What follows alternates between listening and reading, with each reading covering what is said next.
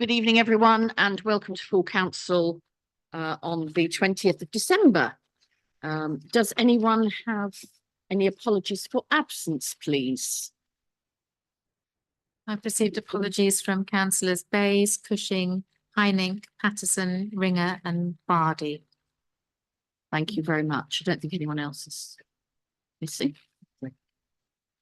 So can we move, please, to then the minutes of the meeting held on the 22nd of November. Does anyone have any comments? Councillor Toy. Could I have it changed for, I think it's on page 4 because I run off the online, but on the paper version, it says that Councillor J Toy is now the substitute for the museums, Joint Museums Committee, but it's actually Councillor Kane Toy. Lovely. We'll arrange for that change to be made. Any other comments on the minutes of the meeting, please? And I have a proposer then that we accept those minutes, please. Councillor Toy, Jay,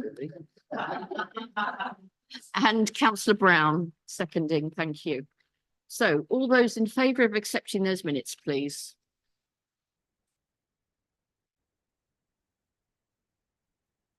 Thank you. Anyone against? Anyone abstaining? 2 abstentions because they weren't here. 3, sorry. 3 abstentions, I'm assuming because you weren't here. Thank you. Do we have any declarations of interest from anyone, please? Any item on the agenda this evening? No, thank you very much. I'm not aware of any items of urgent business. No items of urgent business. So it's on to my communications. It's been a bit busier this month. So the first event was the Cromer Christmas Pier show, which was very, very good. If anyone wasn't able to make it, I can thoroughly recommend it. And yes, it was a very enjoyable evening. Then the Mayor of King's Lynn had an event which unfortunately clashed also with another event that evening, which was the Priscilla Bacon carol service at Norwich Cathedral. So I had to choose between them, and because I hadn't supported the Mayor of King's Lynn as yet this year, I decided I should go and support her. So I went along to that event. It was a very nice evening. Very nice to see a lot of people from that end of the county. Then I went to the Thursford Christmas Spectacular on the 12th of December. It was again a very, very good show this year. Again, I believe they still have some tickets for the next couple of days while it's still running. So if anyone wants to go along, I would highly recommend that as well. Then last week, I went along to Great Yarmouth, so the opposite end of the district, to the carol service of the Mayor of Great Yarmouth and the High Sheriff of Norfolk. And we had a lovely carol service where they forgot that the new Bishop of Thetford was there. And halfway through, the priest presiding had to apologise to the bishop that he'd forgotten he was there, which was a little embarrassing. Nice. But it was a very nice carol service, and the youngsters, they had a young primary school sing a couple of carols, which was absolutely adorable. And last was the memorial screening at Cromer Pier on Sunday night in memory of John Lee. So this was the film, the screening is obviously Seaside Special Film, has obviously been screened several times before, but there was a special showing last Sunday night with a collection in aid of Marie Curie at the end for John, because the filmmaker had struck up such a good relationship and friendship with him. And John was such a key figure in that film. And then we had Christmas carols in the foyer at lunchtime. James and Jenna, 2 members of staff, led a lot of staff and a few councillors in some carols around the Christmas tree and reception at lunchtime, which was very nice. And that was it. I'd just like to say at the end of that, thank you very much indeed to Kay for arranging that and seeing to it, and to invite you all for seasonal refreshments after this meeting. The Christmas pudding has appeared. That those of you who have been councillors for more than this term will know that the Christmas pudding means it's collection time, and it's for the chairman's charity. And if you are able to donate anything tonight for the chairman's charity, I would be extremely grateful. It would be most welcome. So thank you very much indeed. Lovely. And one last thing before I move on, we do of course have a new councillor in the room to welcome, and I would like to welcome Councillor Fletcher to the chamber. Thank you. Right. Leaders' announcements, please. Yes, thank you, Chair. So first of all, I would also like to congratulate Councillor Andrew Fletcher on his election, and also to thank Electoral Services and all other staff for supporting the by-election process. And secondly, I wanted to actually thank property and coastal staff for their response to the storm on the 24th of November. Obviously not, as considerable as some of the storms we've dealt with previously, but they acted very quickly where various assets were damaged in coastal areas. As we reach the end of the year, there is of course growing interest in Fakenham and the leisure and sports facilities envisaged, and interest in the town generally from businesses, which is very encouraging from the position we started, I think, at the beginning of the year. And continuing engagement is of course ongoing with different partners on the future of Bacton Gas Terminal. So there's truly a lot going on in the district. Of course, this week we saw the local government settlement, which I think the sector has largely described as being underwhelming, with the gulf between urban and rural authorities having grown yet again, and not enough support for the sector as a whole. And authorities are discussing together through the District Council Network, the LGA, and Rural Services Network. And of course, there is a consultation now that runs, I believe, until the 15th of January or thereabouts, which we will respond to in due course. Finally, I wanted to thank all staff and councillors for your work this year, and I wish you all a Merry Christmas with family and friends, and I hope you will take the opportunity to switch off during this period of time. Thank you. Thank you. Do we have any public questions or statements? Thank you. So then could we move please to the appointments? Do you have any appointments this evening? Yes, I do. In fact, so Councillor Martin Beattie is to become the representative on the Norfolk County-wide Community Safety Scrutiny Subpanel. Yes, it's probably got the longest name of any committee in the county, I would have said, but that's in place of Councillor Wendy Fredericks. Thank you. Lovely, thank you very much. Unfortunately, Councillor Cushing isn't here this evening, but I'm sure he would have let us know. Councillor Dixon, do you have any appointments in his place? Nothing to report. Thank you, Madam Chair. Thank you. And Councillor Fitch-Tillett, do you have anything to report? Thank you. Okay, so we move on to the report of the Independent Remuneration Panel, and I believe we have a member of the chairman of the Independent Remuneration Panel to speak to us about this, Mr. Ivor Holden. Thank you.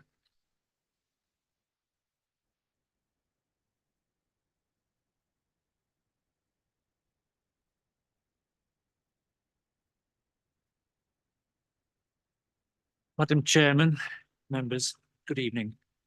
My name is Ivor Holden. Now I was asked once again to be chair of the Independent Remuneration Panel, or IRP, for this review. As I'm sure you will be aware, under the requirements of the Local Authorities Members Allowance England Regulations 2003, it dictates that local authorities should request an independent panel to review members' remunerations, that is, pay and allowances, at least every 4 years. Last time an IRP carried out here and produced its report for consideration by members was back in February 2020. In October, a couple of months ago, myself and my colleague Sandra Cox and Eric Blake were invited to undertake this current review. We have met individually via Zoom with Councillor Christopher Cushing and Councillor Tim Adams in order for us to ask them questions and obtain their views on certain aspects of their council work, responsibilities, etc., and also give them an opportunity to ask us any questions regarding this review. I have also taken note and the replies made to the questionnaire that was sent to all members. We have recognised and taken into consideration what the impact of the recent changes have been for some, following on from the recent changes to the ward boundaries, reduction of elected members, and what effect it has had on the workload of members, travel times both for meetings and visiting constituents, etc., and the rise in the cost of living. As you will have seen within the report, we have tried to take many things into consideration in order to reflect the statutory requirements of the 2003 regulations and bring North Norfolk District Council in line with other authorities using comparative data drawn from many sources. Lastly, we would like to draw your attention to the overall increase these will make. The projected increase for members' allowances, including SRA payments, will rise from £351,820 in 2023-24 to £369,411 in 2025-26. We would like to point out that if you do not support an increase this time, by the time of the next review in 2027, it will be 12 years since an increase to the members' allowances was agreed. It is likely that you will have to approve a much larger increase at that time to ensure that North Norfolk is keeping pace with other authorities. We hope that you are able to accept our recommendations. Thank you. Councillor Adams, did you wish to speak on this item? Yes, thank you. Well, first of all, I just wanted to thank the independent panel for all of the work that you've done, both in speaking to our members here and gathering their thoughts via the questionnaire and comparing ourselves to neighbouring authorities. You've done a very thorough job. Of course, despite that, many of us would like to see a different system in terms of how this is, I suppose, approved or considered in future years. That's obviously a bigger consideration than we're making tonight, but a sort of national scale. And I know that's the view of the leader of the opposition, who obviously isn't here tonight as well. But yeah, just to reiterate that I think the panel have come to the correct conclusions here and done a thorough job in doing so, and I am happy to propose acceptance of the recommendations detailed in the report. Thank you. Thank you. Does anyone else wish to speak on this? Councillor Dixon. Thank you, Madam Chairman. On behalf of our group leader, Councillor Cushing, I too would like to extend our thanks to you and the panel for the work that you've done. I am aware that individuals within our group have made representations, and Councillor Cushing has made representations on behalf of the group, and so the group will vote accordingly. Thank you. Thank you. Anybody else? Councillor Toy. Just to say that having read the papers and heard the representation, I'm happy to second the proposal. Thank you. Anybody else wishing to speak? In that case, it having been duly proposed and seconded, propose to take all of these recommendations en bloc. So all those in favour, please.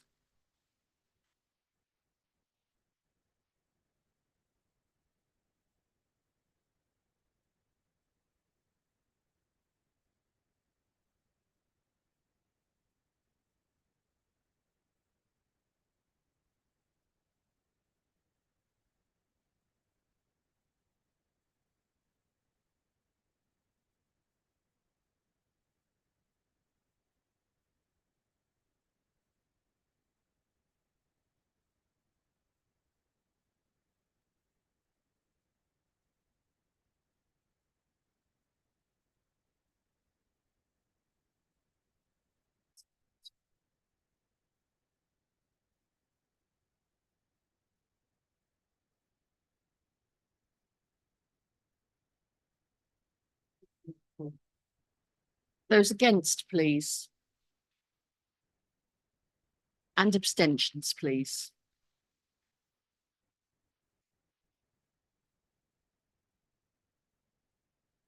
So 29 for, 0 against, 5 abstentions, so that is carried. Thank you very much indeed for coming along this evening, Mr. Holden.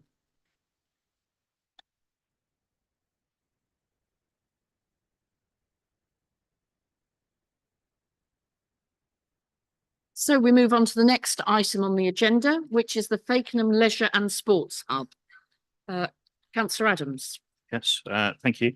Well, we're all delighted to see this item and welcome this future initiative and the future work that will be carried out by officers of the council to consider the project management and governance, the details of which are of course set out in this paper. But as you all know, there's rather a lot of work to do before we can simply build and develop the site to supply the swimming facilities and a 3G pitch. And this paper sets out how we intend to carry out that work. I'm pleased to say we have had a meeting with Fakenham Town Council subsequently to this report being written. And as you well know, there is excitement about this project being delivered. I don't think everyone quite believes that we would get to even this point. So I'm delighted to propose the recommendations and perhaps look to a Fakenham member to second. Thank you. Thank you. I believe Councillor Vickers would like to speak on behalf of Councillor Cushing. Yes, thank you, Madam Chairman. Councillor Cushing is unable to be with us tonight because of family illness, and he supported the swimming pool bid and for the swimming pool and 3G pitch for some years, and he's disappointed not to be here, but he's asked me to make this speech on his behalf. So Councillor Cushing says, I am delighted to support the recommendations for the new swimming pool in Fakenham. I understand the last one closed in 2014 and it means the town has been without swimming facilities for almost a decade now.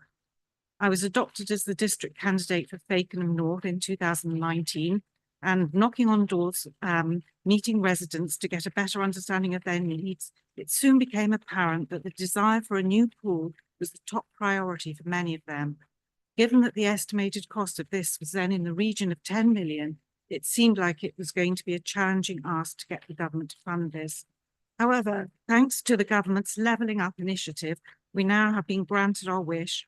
This will give innumerable benefits to Fakenham and surrounding villages and parishes. Swimming is one of the best forms of exercise, if not the best, and it will help draw people into the town. It will be ideally located for the Fakenham Urban Extension, which will be located nearby. In addition, the Levelling Up grant covers the building of a full-size 3G artificial pitch at the same location at Trap Lane. This will be a great benefit for the nearby academy and sports clubs in the town, particularly the football club. This supports hundreds of youngsters in the area. However, they are constrained by the number of available pitches they have at the moment, which means some of their home games need to be played at venues outside the town. I would like to add my thanks for all those members and officers who helped draft and promote this bid. I will single out Officer Hems, who led his team in collating and submitting the bid. I'm also grateful to Fakenham Town Council and Mayor Angela Glynn. I note the Football Foundation has allocated £500,000, which is a great help and shows their appreciation of the need to support football and other sports in Fakenham. Finally, there's one person to whom we owe special thanks, and that is Jerome Mayhew, the MP for Broadland and Fakenham.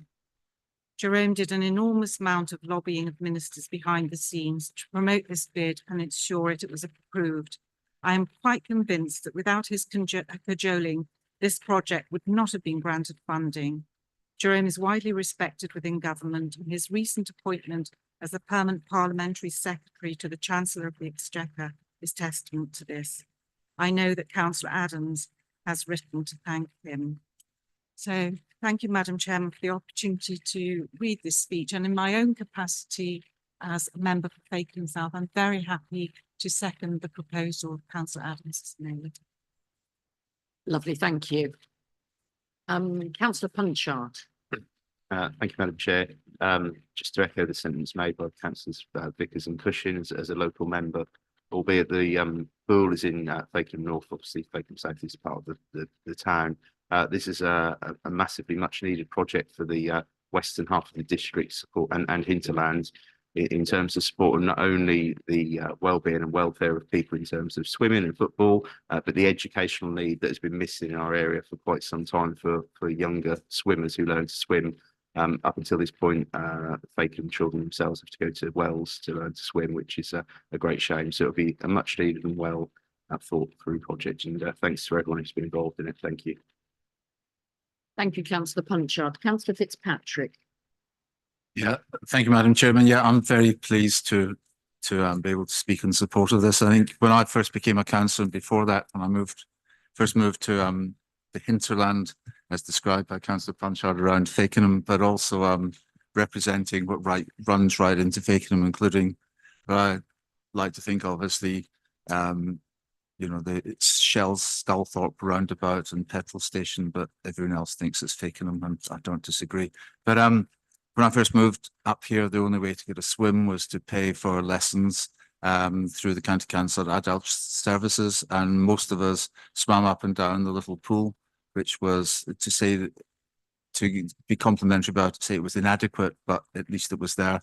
And the instructor sat most of the time and read a book because everyone actually just was paying for the opportunity to swim.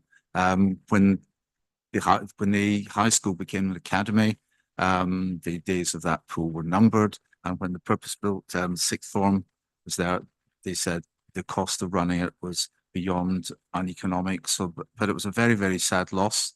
And over the years, many years before I was a councillor, huge amounts of work being done by officers of this council to try and find a way, and Councillor Hems and others being mentioned. Also the current chief executive, Steve Blatch, did a huge amount over the years. But the Sports England model was, I don't think any of us really understood it, but what we did know was that no matter how we juggled around, it wasn't making the figures add up. But now the money's come, and I think so it's not, sometimes we say stuff as cross-party support, and it more or less does, but in this case, I think it does.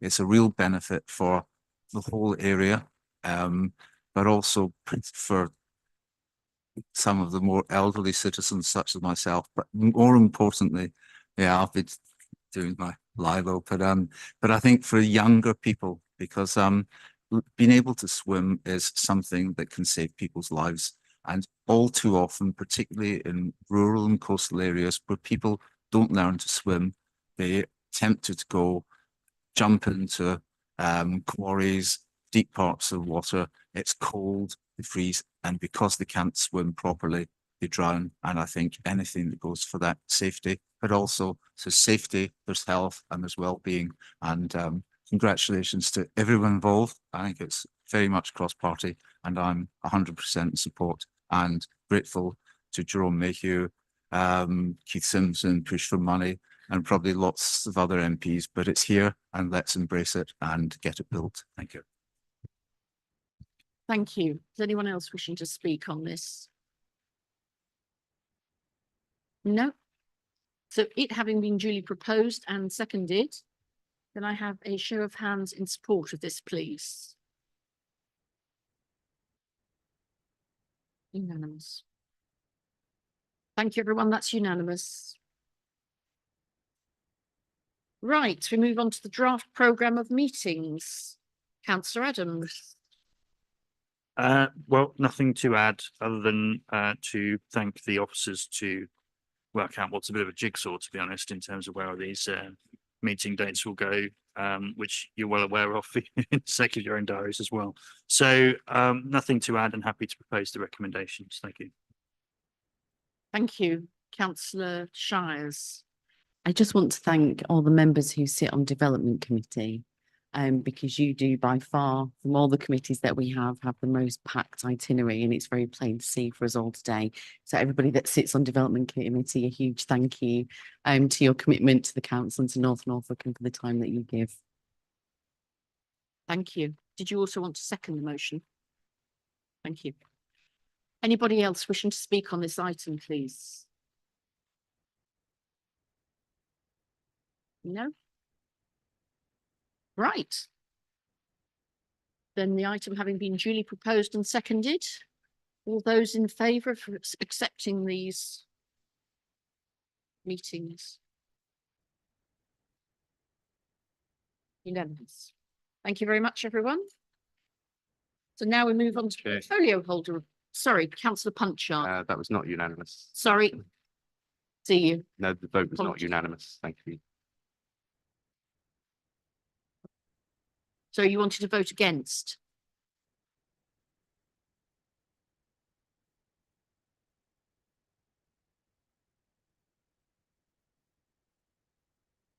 Not unanimous. One against. Thank you. Okay, we now move to portfolio holder reports. Do any of the portfolio holders have anything they wish to say before we move on to members' questions? Anything you need to add to any of your reports? No? Okay, so we move on to questions, please, for portfolio holders. Councillor Dixon. Thank you, Madam Chairman. Question for Councillor Brown, Planning and Enforcement. I welcome the introduction of the requirement for biodiversity net gain in 2024. And without going into detail, can he advise us if there's any agreed methodology to accurately determine baseline biodiversity levels so that the 10% gain can be confidently measured?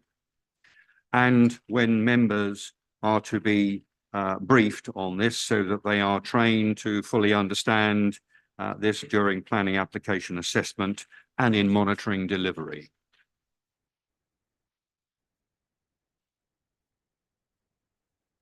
Thank you, Councillor Dixon, for your question. This long-awaited measure, which I think is one of the proposals in the Environment Act, I need to be corrected if I got that wrong, will be coming into effect in January. And as I understand it, the details of how you calculate a baseline, which will be prescribed by government, probably via statutory instrument, secondary legislation, as still actually, I think, to be published, or if it has been published, I've certainly not seen it, which would be unusual for me if I haven't seen it, and it is published. So I think with if it's acceptable to you, Councillor Dixon, once we know exactly what the proposals are, I will write to you and give you a written response. Did you have If something? I might come back, Madam Chairman, yes. As far as the methodology is concerned, you clearly are not in the picture, and I wouldn't expect you to give anything other than that kind of reply. But I would like to know what the plan is with regard to briefing members so that they are adequately trained in the assessment process in time for those two timelines with regard to applications. I think we do really want to know, and we want to be confident that we're ready to handle those when they arrive. Thank you. If I may just come back, Madam Chairman. Yes, absolutely. What we want to do is to give training, in-house training by our senior planning officers to members, in particular those members who sit on the Development Committee and on the Planning Policy Built Heritage Working Party. It would be part of statutory training if the measures, as it were in place at the beginning of the administration, but obviously they're going to come forward in January or so. We are promised, but I can assure you positively in answering that part of your question that yes, there will be some detailed training for members, and everybody will be invited to that, and dates will be announced in due course. Thank you. Councillor Fitzpatrick. Yeah, thank you, Madam Chairman. It's a question for Councillor Heinrichs. So, after the last council meeting, you've kindly sent details of proposed initiatives that are going to benefit from the UK Shared Prosperity in Rural England Fund, and thanks for doing that. However, it's not really clear from what you sent out whether these grants be spread evenly across the district. And please, be possible for you to provide us with some additional information to show exactly where the money will be spent. As an example, perhaps members receive details for the Sustainable Communities Fund, where how the money is spent across the district, and something similar to that. I think would be quite useful if you're able to do that, please. Yes, I can certainly arrange for that to be done. I would say that it is spread across the district. In fact, two of the largest grants are in the Fakenham area. But I will ensure that further information is sent out, locating where those grants went. Clearly, I can't give the names of the companies involved based on legal advice from our officers. Yeah, no, thanks for that. I appreciate. Sorry, I just come back. So I appreciate that, and that's ideal. But I think it's really important that it's, and not just saying that they're spent in this area, that everyone knows exactly what's spent, particularly ones that feel they might be a bit left out, want to maybe push for it, and it's not just applied to my district, but across everything. Thanks for that. But further details, as you request, will be provided. Thank you very much. Councillor Toy. Thank you. It's for Councillor Brown again. I'm getting a bit of a hit tonight. Councillor Brown, I understand that the long-awaited changes again that we keep getting promised to the MPPF. There's been some recent announcements that may affect an important thing for all of us in terms of housing delivery. Are you able to give around any further information on that? Thank you. Yes, thank you, Councillor Toy, for your question. As recently as yesterday, in fact, government published its long-awaited update on the national planning policy framework alongside a number of other announcements. As these have only literally just been published within the last 24 hours, we will need some time in the planning portfolio to consider the implications of them. But suffice to say that I can reassure you that the new guidance doesn't impact on the ongoing examination of the local plan, which under the transitional arrangements announced by government means that the local plan in its draft form will be examined against the previous national planning policy framework, not the current one or the latest one, announced as recently as yesterday. So the initial view of officers to whom I've spoken today is that the publication of the framework is unlikely to delay our local plan, the examination of which starts on the 23rd of January. And the Q&A sessions will end on I think it's the 8th of March, and then it will proceed to its next stage. But for those authorities who have submitted their local plans, the framework confirms, the recent one announced that it will only be necessary to show a 4-year land supply before it becomes necessary to apply the presumption in favour of sustainable development. So the penalty previously applied when authorities didn't show a 5-year land supply and is intended to encourage local plan preparation. We currently, just for the record, have announced in our annual statement, which is a statutory requirement that we do in November, or we did in November last month, we have a 4.2 year land supply currently in terms of the delivery numbers in our plan. So that is basically because of the impact of nutrient neutrality, which is, as we all know, has paused the delivery of new development across not just this district, but other districts in Norfolk. So the new framework, where it applies, will provide flexibility in the way housing targets are calculated. The new formula sets delivery numbers as a starting point, not as a penalty target if not achieved. And finally, because I've rambled on quite a bit, the surprise package, and we do like a surprise at this time of year, members, I think, is that the government now proposed to set up a sort of an Ofsted league table system of how efficient councils are, planning authorities are, based on the time taken to reach decisions and the minimisation of extensions of time, which the government have decided is applicants gaming the planning system and causing unnecessary delay. So I'm sorry that's quite a full answer, but I think it's a pretty important. Can I have a provision that was supplementary, noticed. Madam Chair? Sorry, Can I have a supplementary? I hope it's not going to cause a long.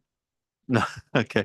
No, can I just, so can I just confirm then that it's your understanding that whilst I understand you need to work through it, that with the 4-year land supply means that we can remain a plan-led authority and that any speculative things will be, applications will be less likely.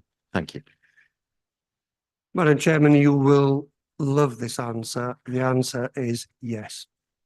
Thank you very much. Very succinct. Right, and that leads me to you, Councillor Mancini Boyle. Thank you, Madam Chair. My question is to Councillor Fredericks. Regarding temporary accommodation, could you advise the council of the strategy and current position, please? Okay, so thank you so much for your question. You'll see that the numbers are in TA at the moment around about 65 households. We have mainly used nightly paid bed and breakfast type accommodation for these families. And in many circumstances, that's just not suitable, but unfortunately that's what we have available. We are looking at, hopefully by the beginning of next year, we'll have 23 homes that we have bought to place families into temporary accommodation while they wait for a social house to become available for them. So that's really positive news. It's not enough. And as we see the figures rising, it's our statutory duty to house homeless families and homeless people. So we never know really how much it's going to cost us. There's no limit on that figure, unfortunately, and it is rising. Usually we look at something around £600,000–700,000 a year to spend on temporary accommodation. We're looking well over £1 million this year and probably 1.2. And that's something that we have to find as a council, as the government gives us a tiny fraction of that back. So that's one of the biggest burdens, and I hate using that word, but the biggest financial draws on us. But I want to emphasise that homeless households are not a burden on us, and it's a privilege of ours to help those when they're in need. Thank you for that. I might come back. Yeah, thank you for your response. Other councils are actually spending a lot more money than we are. And the other thing I'd like to add is thanks very much for that, because I wouldn't want to see anyone on Santa's naughty list. Thank you very much. Thank you. Okay, Councillor Taylor.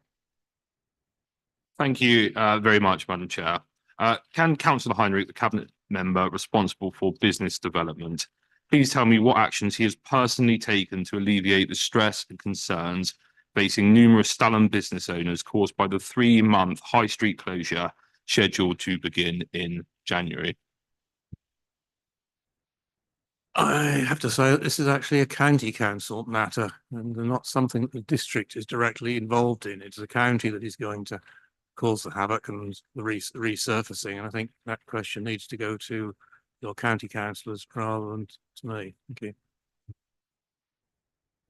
If I may, Madam Chair, that attitude, to be honest, I think is appalling, and I think many business owners in Stalham will feel the same. Yes, this is a county council project, but to be honest, I think it needs support from all 3 of our local authorities, the town council, the district council, and the county council, to ensure that business in Stalham is still thriving.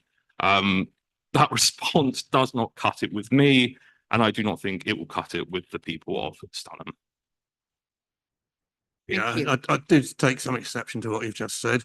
But currently, I'm advised there's not a schedule of works even in place, so we'd have no idea when the work is taking place, and therefore it's not possible to assess the impact at the moment.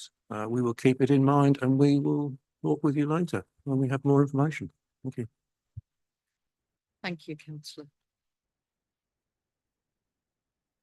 Councillor Bailey, please. Thank you, Madam Chair. Question to Councillor Varley. As you were in Sheringham, above the carport in the leisure centre, solar panels were installed. I know it's bleak midwinter at the moment, but maybe once they've been installed for a year, we could maybe have some sort of cost benefit analysis to see if it's worthwhile to roll out elsewhere. Many thanks. Thank you for that question. That's a rather good question, and absolutely. We are analysing the cost benefits and the energy input, and I am led to believe that it's via an app, so we can monitor that actually in real time, and that sits with the Estates Department, and the Climate Change and Net Zero team do have access to that, and we will certainly be going through that data. And as you rightly say, it's best to analyse that thoroughly after a year of this project being established. And rightly so, this will allow council to make informed decisions on future policies. Thank you.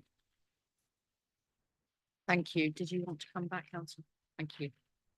Councillor Porter.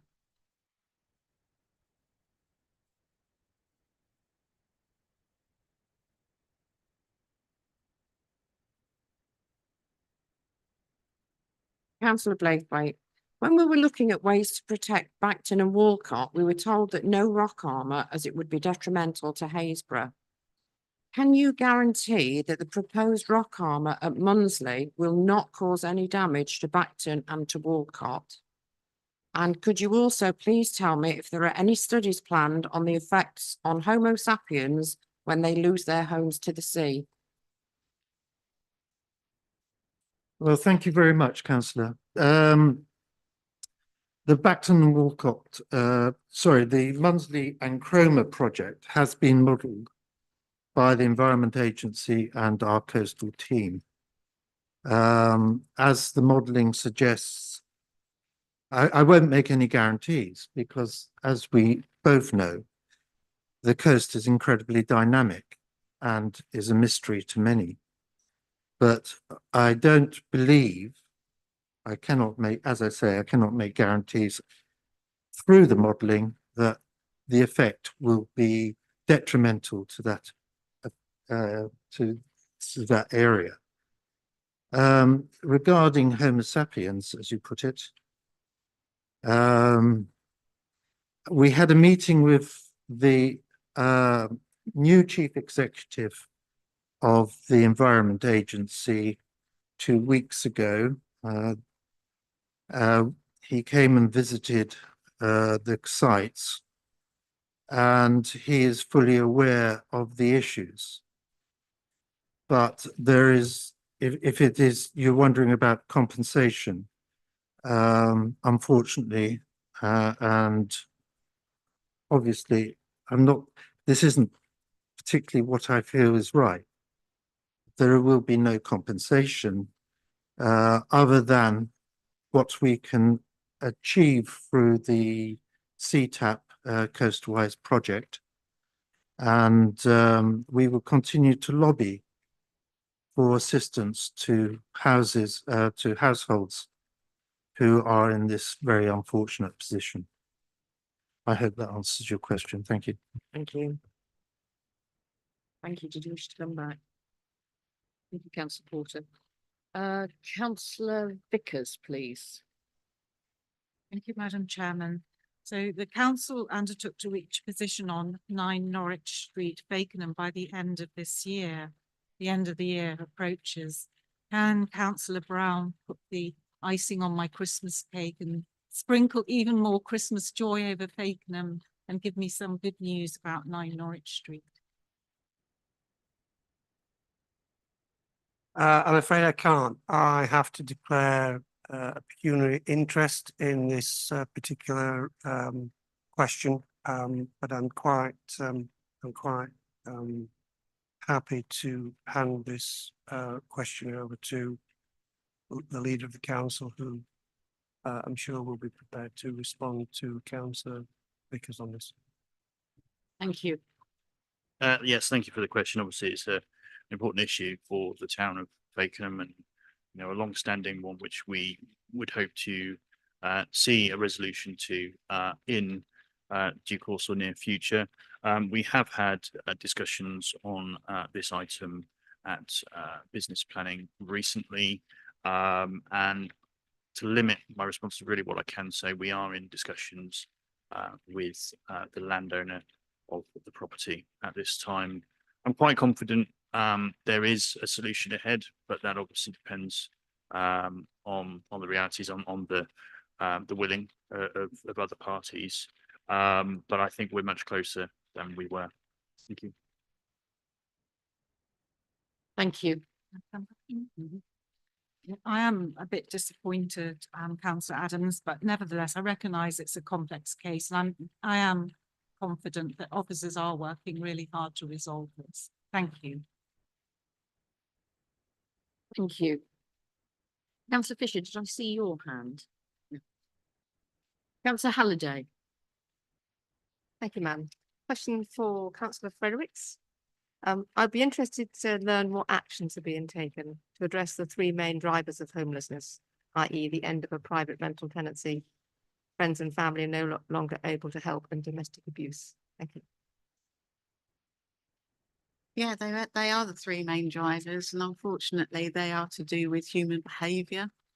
We have seen since the pandemic an increase in behaviour of domestic abuse. We've seen people literally being just horrible to each other and having to move away from each other.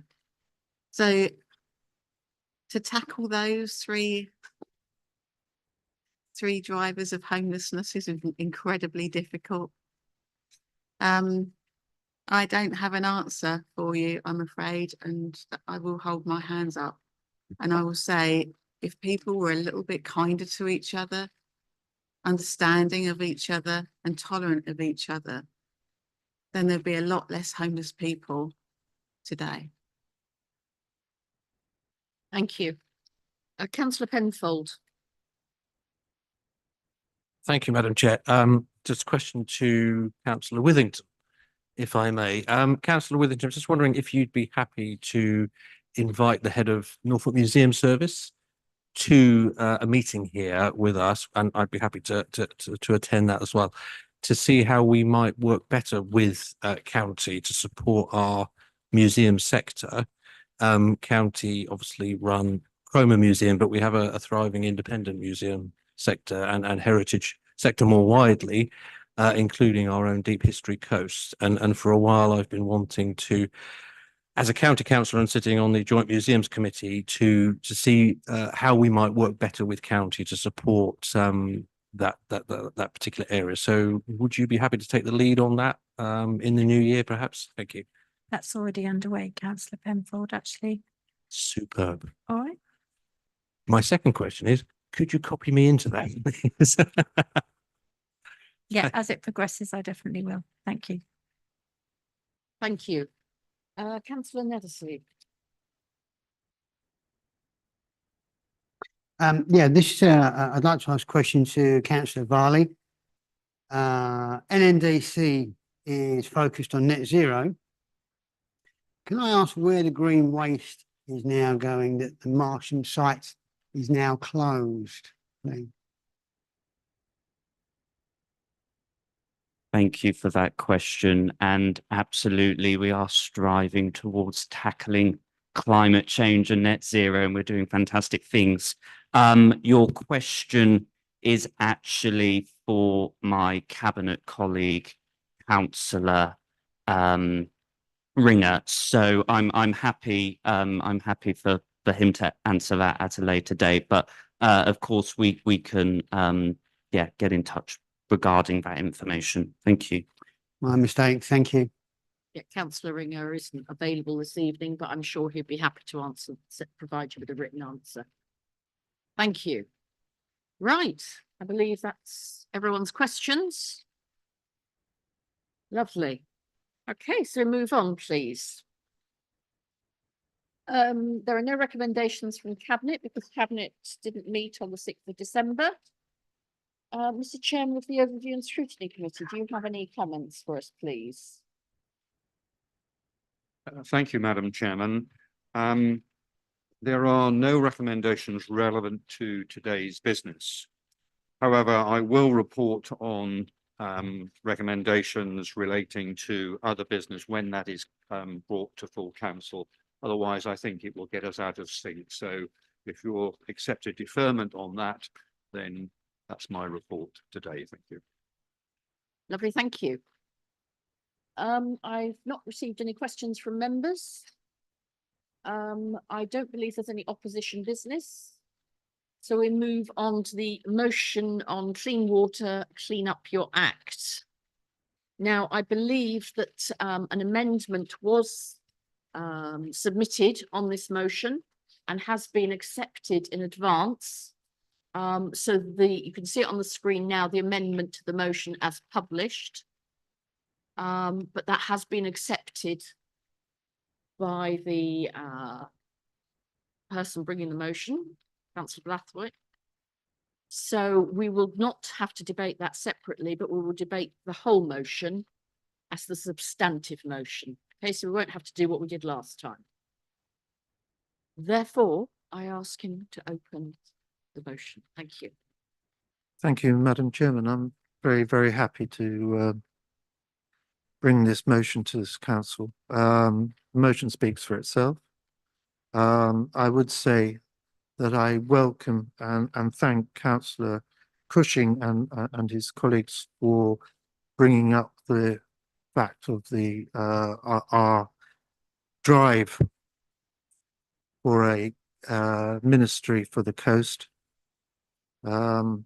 Since this was first written, there has been a meeting of the LGA Coastal SIG water quality working group.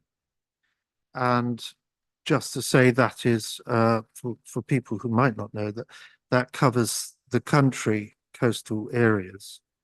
So from Brighton to Berwick, from Blackpool to Bude, all councils of so many different hues and colours all agree with the aims of this motion. I would just say that within that, the actions that have arisen from our first preliminary meeting are slightly stronger and more strongly worded than this motion. But it is also very strong for a minister for the coast. And I would thank MP Sally Ann Hind, West Sussex, MP for West Sussex, for her efforts and lobbying for the Ministry of the Coast. And she has been very effective so far. So I would thank her for that. And also our local MPs who have signed that motion. So yes, this is really important for tourism.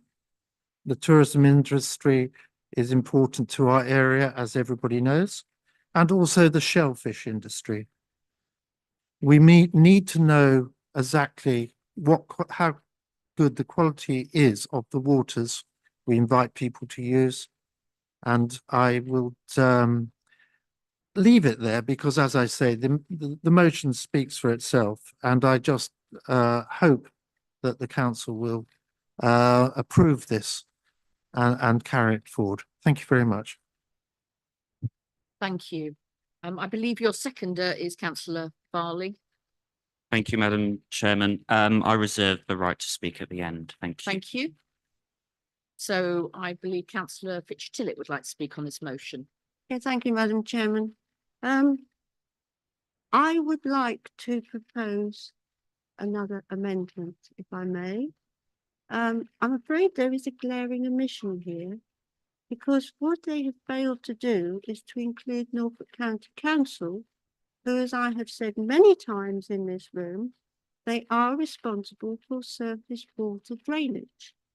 And therefore, I think we should possibly include a written request to Norfolk County Council appropriate officer to make sure that they liaise properly with Anglian Water to do their utmost to remove surface water after storm events from entering the sewage.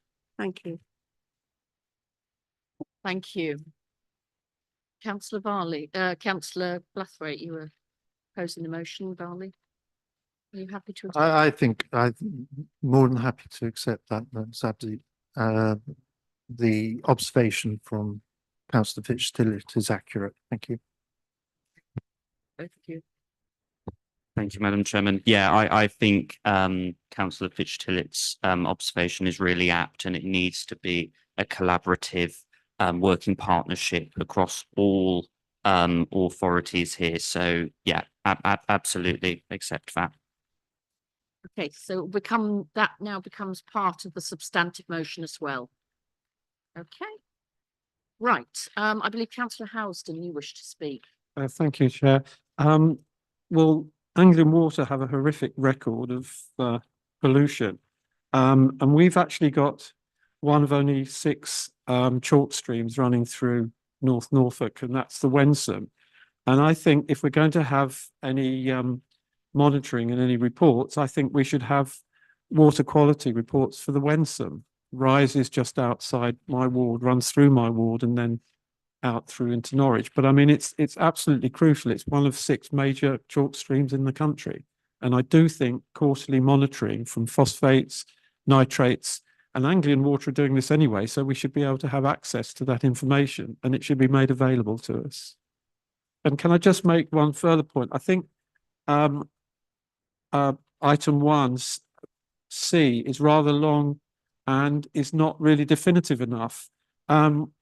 We had Anglian Water representatives here at overview and scrutiny, and we were told that their budget for the forthcoming budget is £9 million, which actually isn't a great deal of money in the wider scheme of things. So I think that, and I haven't got words for it, but I think that paragraph needs to be far more definitive. It raises 2 elements. It's one historic, one going forward. And I think we should define that in more detail. Okay, well, can I just ask, because the opposition, the main opposition have done this. If you wish to bring amendments in future, and this goes for all of us, we've said, please, can you bring them in advance so that we can make sure we all know and can decide in advance and advise you in advance. And I'd like to thank the Conservative group for doing that this evening. It means everyone can see it in advance. So it's not up to me, but I will ask the 2 gentlemen over there. Hi. Thank Okay, you. thank you. Yes, thank you, councillor. I would say that the Wensum is a separate subject. This is, we're looking at coastal waters in particular at this stage. I think we need to be feeling sorry for Anglia Water. Unfortunately, there are £7 billion in debt, which is a total debt of £2,179 per property in the area. They did manage to give 8.9 billion in dividends. However, they are short of money for such things as this. And just to say that in the SIG, the LGA Coastal SIG, we have suggested that fines to water companies should be more than the cost of the project.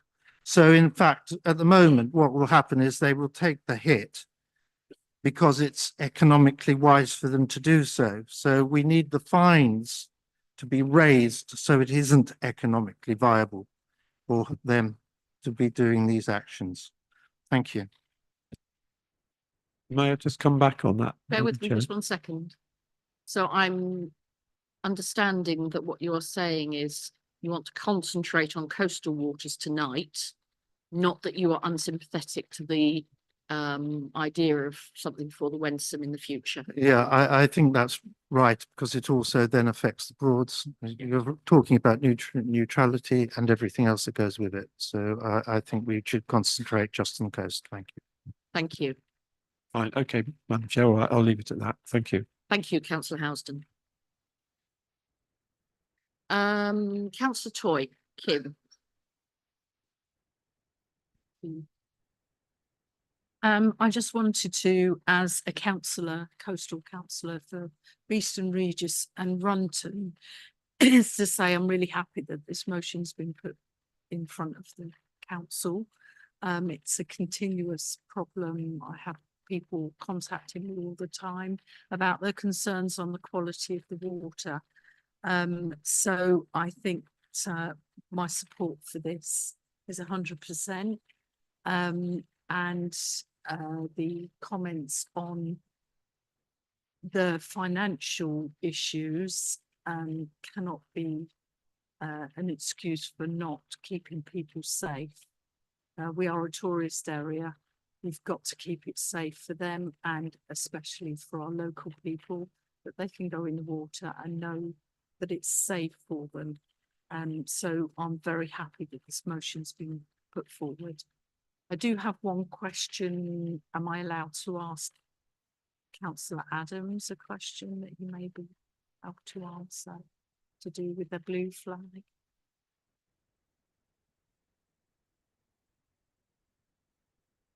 Is it related to the debate? It needs to be related to the debate if it's a It's question. not to do with the motion, so I'll ask. Thank you. Thank you. Councillor Dixon. Thank you, Madam Chairman. I speak in respect of the First Amendment to express gratitude to the proposer and seconder for accepting the amendment. It certainly, I think, adds width and potential value to a sound motion.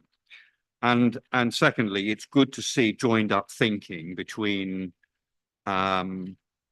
national and local levels of government. So I think there's much to be cherished in that. So thank you. That's all I wish to say. Councillor Penfold.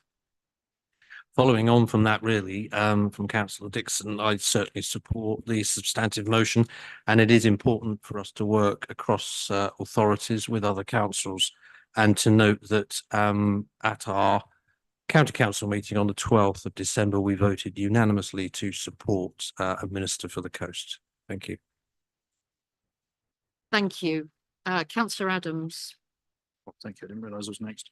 Well, I just wanted to say, there's a bigger context here in terms of climate change and, the reasons why we need to understand exactly what's going on, increased rainfall. Of course, we know about the issues with the infrastructure, but of course, the testing regime has actually been decimated in recent years, despite the need for it now to grow.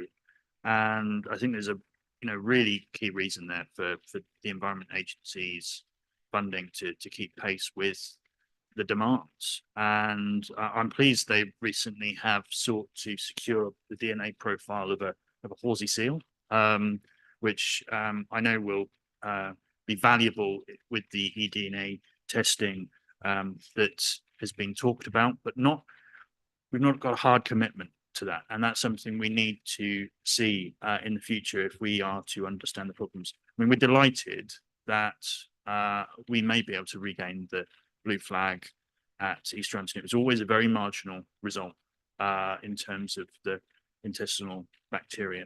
But if this challenge continues to grow and we face the problem in future, it needs to be dealt with and understood.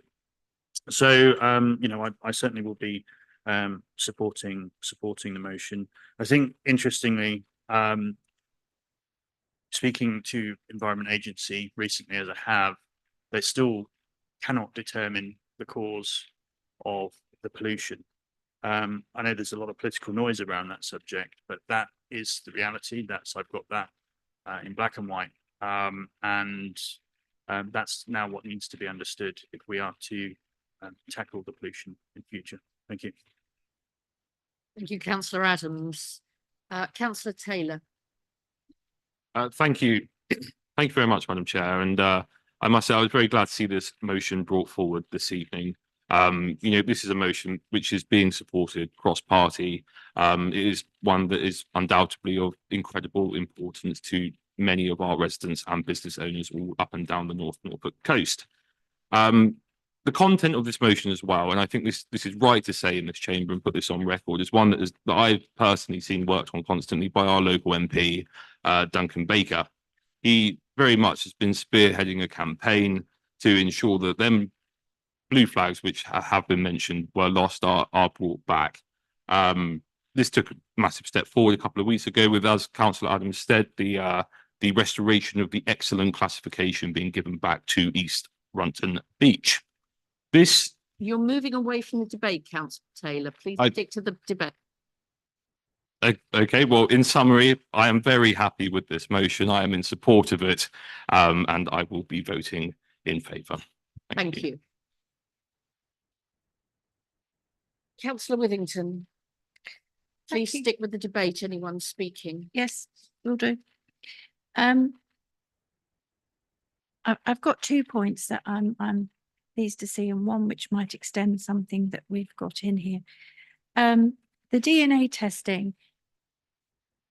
I presume the reason that we have that in here is that because at this present moment in time, we cannot establish what the cause is that's creating the pollution. And it's that DNA testing that we hope will bring that sense of knowledge that we need to be able to tackle this in a greater way. I'm seeing nods from people, so I'm assuming that's right. So at this moment in time, we cannot say what is causing that pollution, and nobody can. Okay, right. Okay, thank you. I'm pleased to see that that's in there then. My second point is a detailed investment allocation plan for North Norfolk. And I think, Councillor Housden, your comments that you were making stirred a thought in me. Some people may not be aware that the water authorities are given an investment allocation from the government, which they are, in an ideal world, expected to spend up to that allocation in their things. Some authorities are spending as little as 1/3 of that allocation. Anglian Water spends more than that, but it's still by no means are they spending their investment allocation. So I wonder whether not only a detailed investment allocation plan for North Norfolk, but to understand how much of their official investment allocation they are spending on investment development, because I think that's quite revealing. I don't know how people feel about that.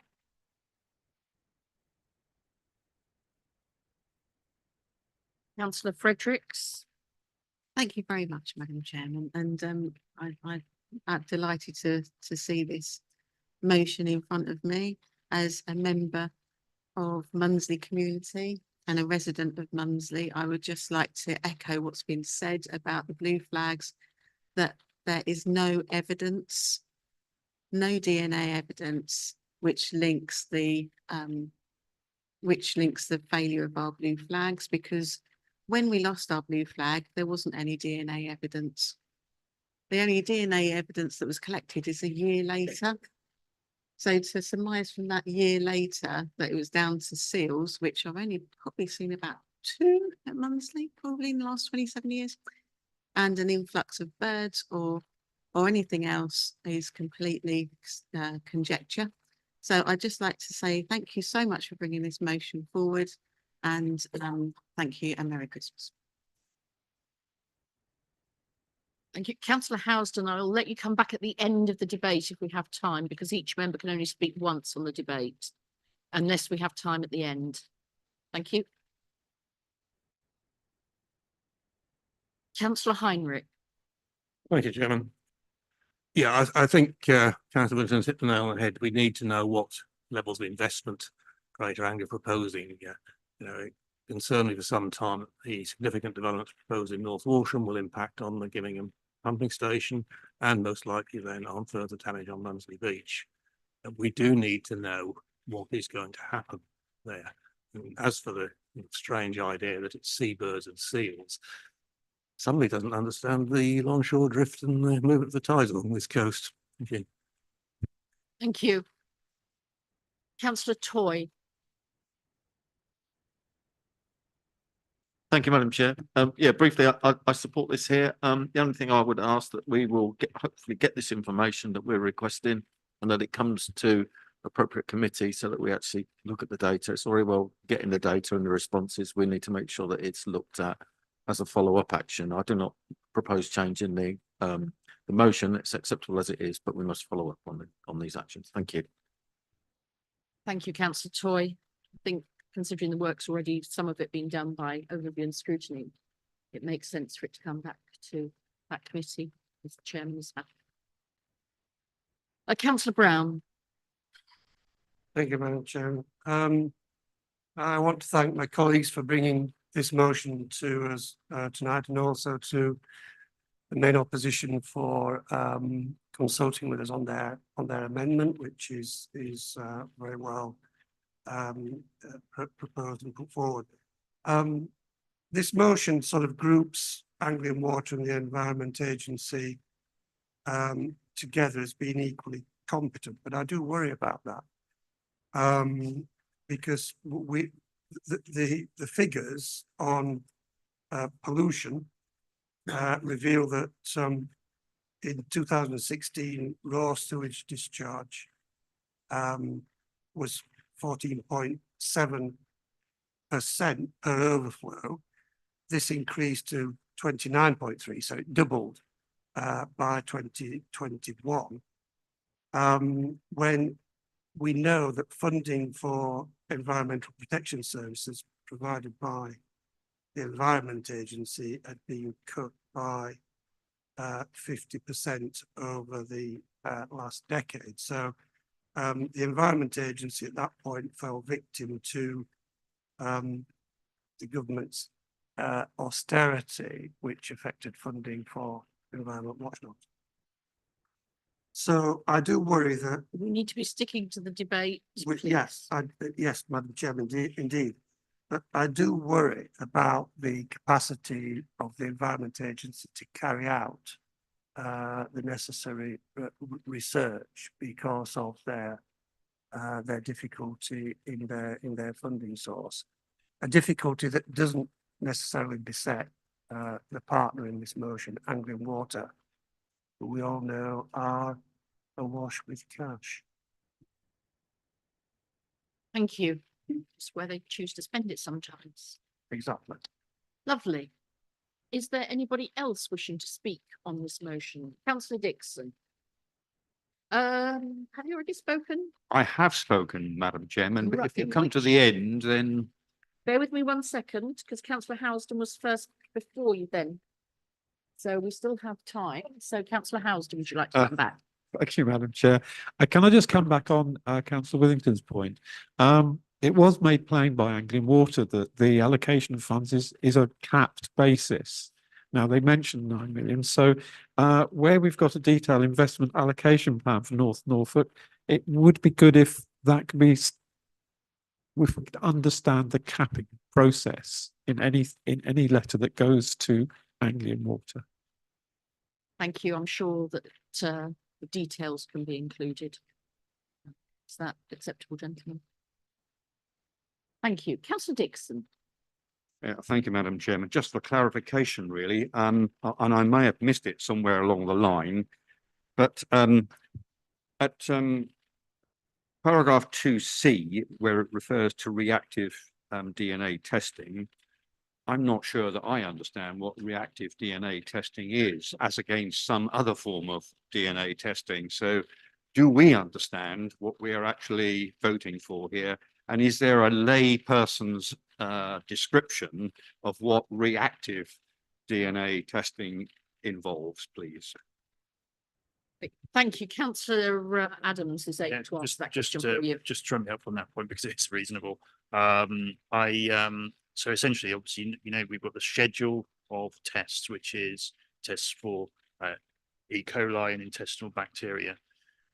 They are very quick in terms of delivering that result. So where we get an adverse result, it would then be immediately followed with a DNA test of the water.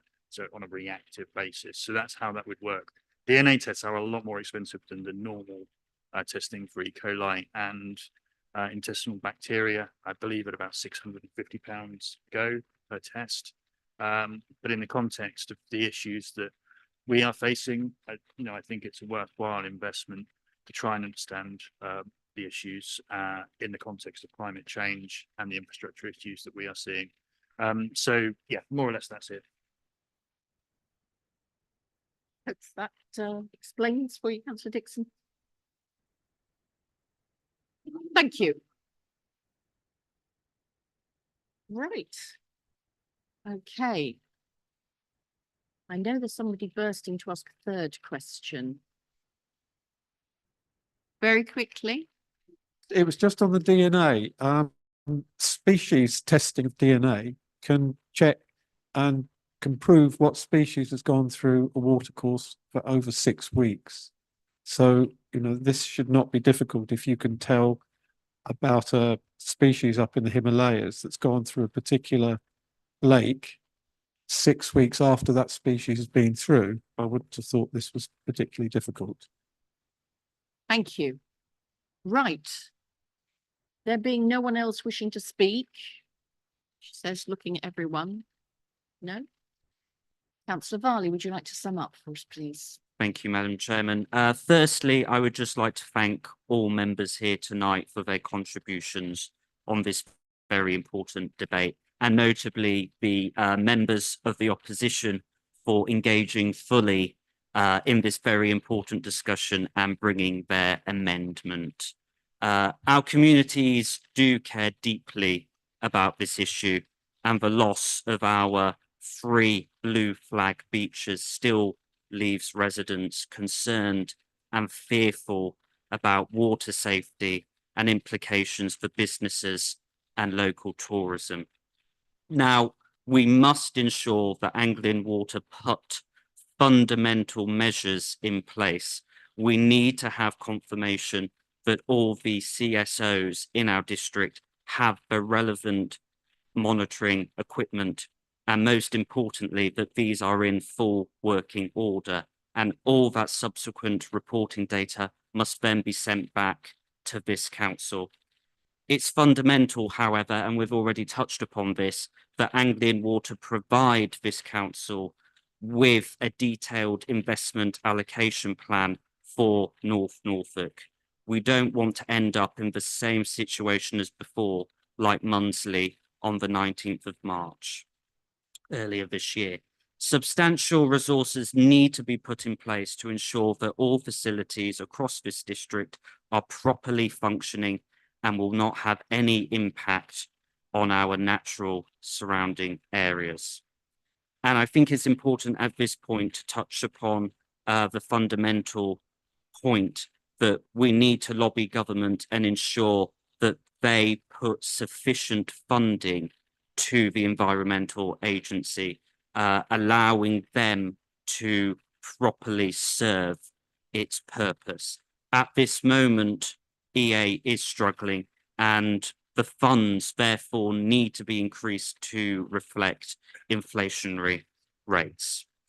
Without this boost of resources it desperately needs, the EA cannot function properly. It cannot ensure that communities are being sufficiently safeguarded from environmental challenges by putting in those sufficient regulations and tackling water pollution. And we are going to see situations like this happening more because of climate change, because of those implications from significant rainfall, and it is deeply worrying.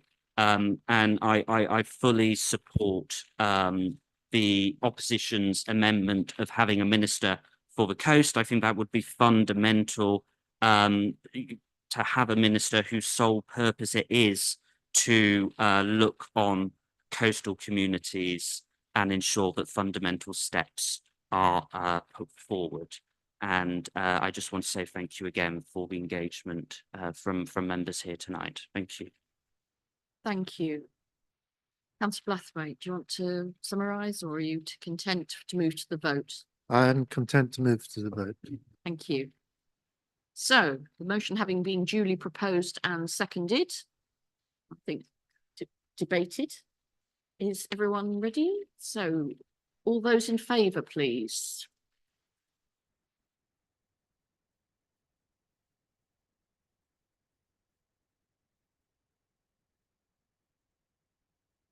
We think that one's unanimous. Yes, good. Lovely. Thank you very much indeed, everyone. That brings us to the end of business this evening. May I take this opportunity to wish you all a very Merry Christmas. Please do think about making a donation to the Chairman's charity for this year, and please do come and join us next door for a mince pie to celebrate the season. Thank you.